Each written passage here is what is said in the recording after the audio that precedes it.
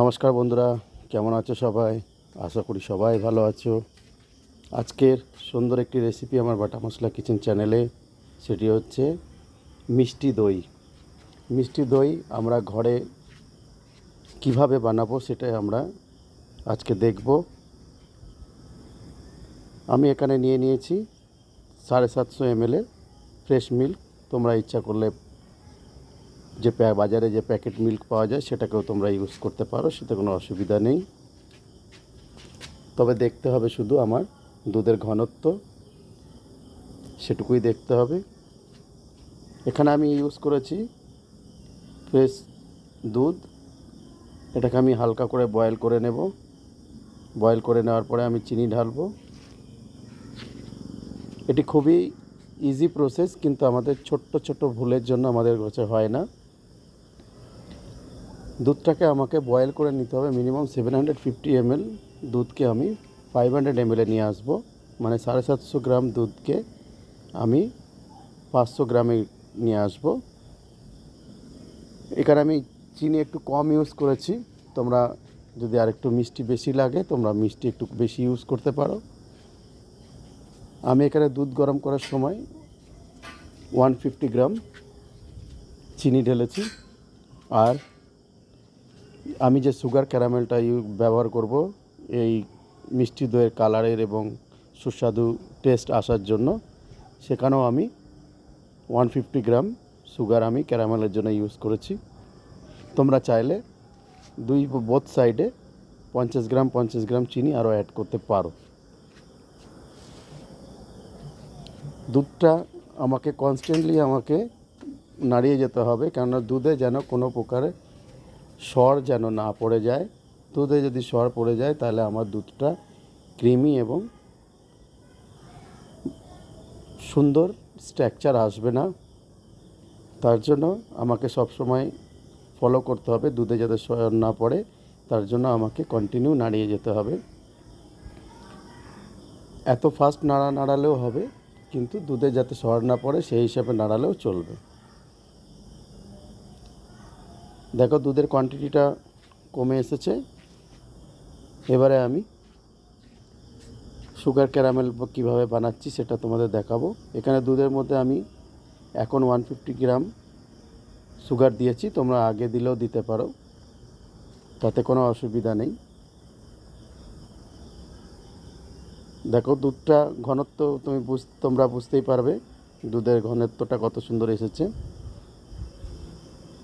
এবারে আমি sugar caramel কী করে বানাই সেটা তোমাদের ইজি প্রসেস দেবো, কেননা সুগার ক্যারামেল ম্যাক্সিমাম মানুষের কাছে, যারা জানে না 90% মানুষের কাছে সুগার ক্যারামেলটা জ্বলে যায়।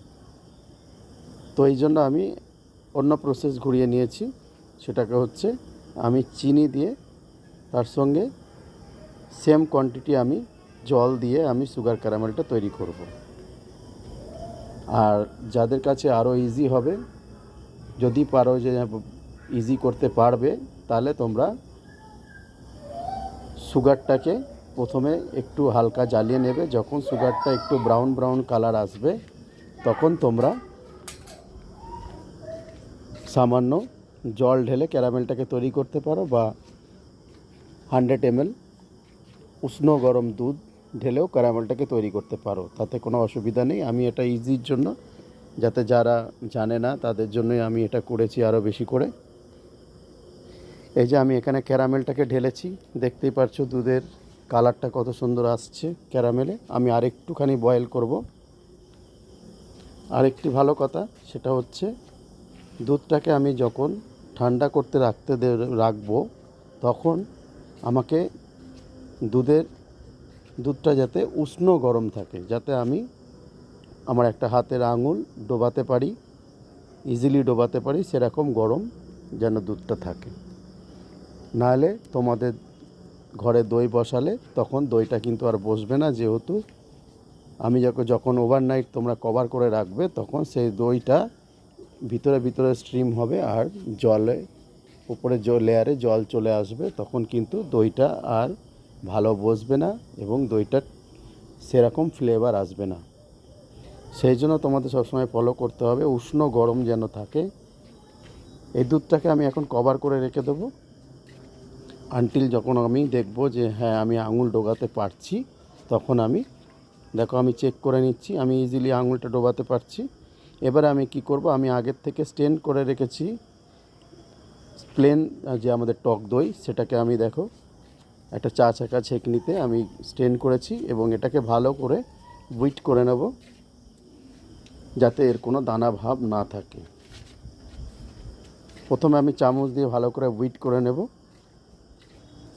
যেন দানা ভাবটা যেন না থাকে। দেখো আমি কত সুন্দর হুইট করে নিয়েছি। এবারে আমি আমার যে গরম করে রাখা দুধটাকে আমি ঢেলে স্লো ঢেলে আমি উইক্স দিয়ে নাড়াবো। এই যে আমি উইক্স নিয়ে নিয়েছি।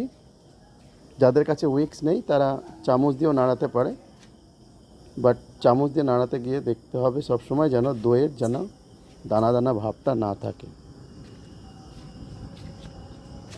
এটাকে ততক্ষণ নাড়াবে যতক্ষণ দইটা ভালোভাবে মিক্স না হয়ে যাচ্ছে দুধের সঙ্গে। দেখো কত সুন্দর আমার স্ট্রাকচার চলে এসেছে, অলরেডি ক্রিমি স্ট্রাকচার চলে এসেছে।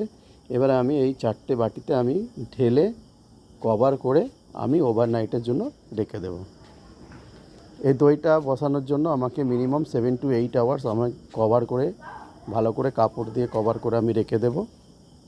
গরমকালে অতটা কভার করার প্রয়োজন পড়ে না, শুধু উপর থেকে কভার দিয়ে একটা সিঙ্গেল কভার কিচেন ডাস্টার উপরে ফেলে রাখলেও বসে যাবে। কিন্তু শীতকালে অবশ্যই যখন আমাদের খাওয়ার ইচ্ছা হবে তখন আমরা একটা মোটা কাপড় জড়িয়ে রেখে দিলে দইটা আমাদের বসে যাবে। এখানে আমার যে আমি দুধটা ঠান্ডা করতে দিয়েছিলাম তার যে একটা সর এসেছিলো, সেটা আমি একটা বাটিতে ঢেলে নিচ্ছি, কারণ আমি দেখব দুই রকমভাবে বানিয়ে দুটোর মধ্যে কি ডিফারেন্সিয়া আছে, এর জন্যই আমার এটা করা। এবার আমি অপোজিট সাইডে একটা প্লেট কভার দিয়ে ভালো করে একটা পাতলা ব্ল্যাঙ্কেট মুড়িয়ে আমি রেখে দিয়েছি।